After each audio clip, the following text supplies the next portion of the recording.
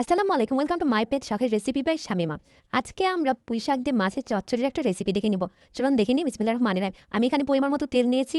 এর মধ্যে আমি লবণ দিয়ে দিলাম, হলুদ দিয়ে দিলাম হাফ চামচ, লবণ আর গুঁড়া মরিচটা আপনাদের স্বাদ অনুযায়ী দিয়ে দিবেন।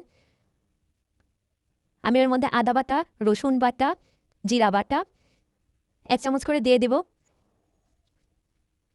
দিয়ে ভালোভাবে কষিয়ে নিয়ে আমি এর মধ্যে আর একটু পানি দিয়ে দিব, দিয়ে ভালোভাবে কষিয়ে নেব।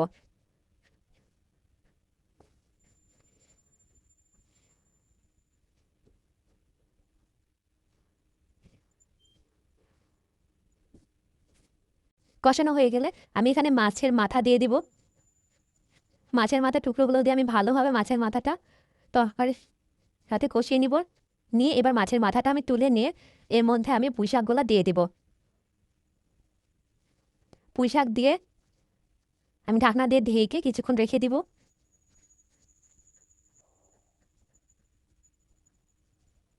আমি এর মধ্যে হাফ কাপ পানি দিয়ে দিলাম। আমি এবার মাছের মাথাগুলো দিয়ে পরিমাণ মতো পানি দিয়ে ঢাকনা দিয়ে ঢেকে সিদ্ধ হয়ে আসা পর্যন্ত অপেক্ষা করব।